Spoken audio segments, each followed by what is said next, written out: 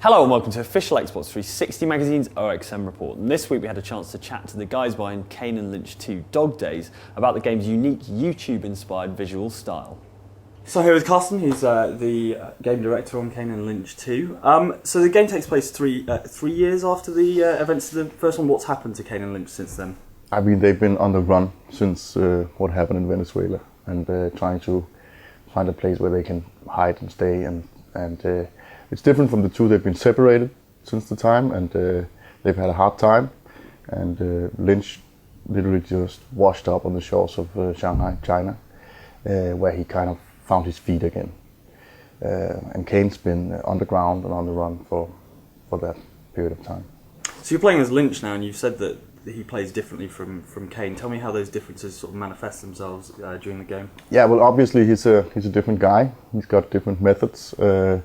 So he's not squad commanding or repelling or being tactical in any way. He's like more brutal, kicking down doors and seeing what's behind and reacting to it fast, preferably with a shotgun, and destroying stuff and being more like a brute.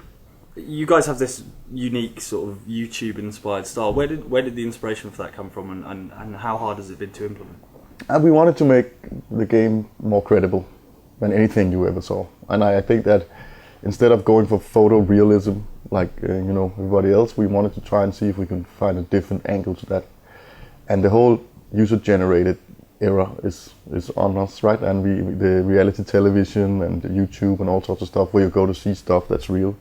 It looks in a very certain kind of way, and we try to mimic that. And it's been very hard to find the right balance because it's ever changing, you can say, right? But I think it doesn't. It's to us it seems to lie in the movement of the camera and the choice of location and the way everything behaves, and so I think we managed to strike that balance. So one of the first games to actually do proper sort of shaky cam as you're sprinting. Are there any problems with that? Are you worried people will get motion sickness or anything like that? I mean, we didn't get that feedback from our user testing. I think when you watch it played, it looks like a bumpy ride, but when you play it yourself, it actually feels pretty good.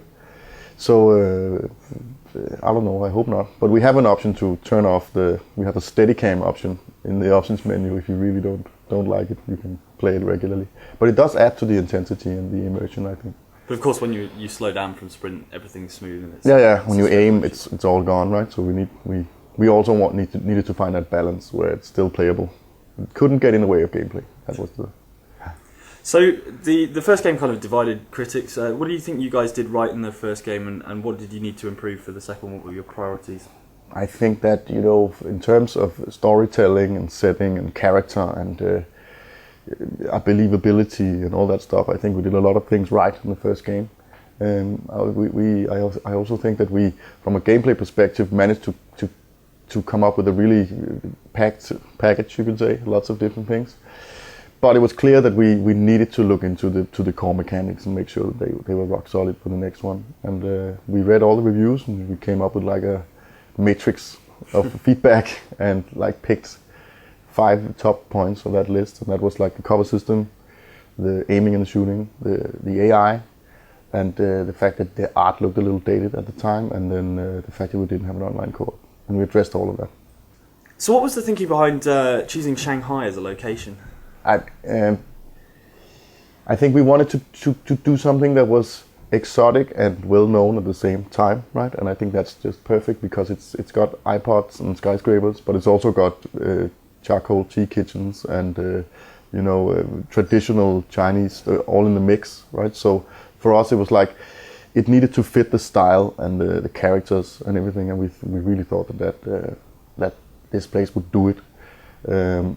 And when we went there, it was just totally clear to us that also if you wanted to tell a story that is like confined to like 2 days and 2 nights, but you still want to give it the diversity of the globetrotting game, the first one, it's a perfect place to be because you can go from ruins, derelict buildings to completely shiny skyscrapers in like one block, right?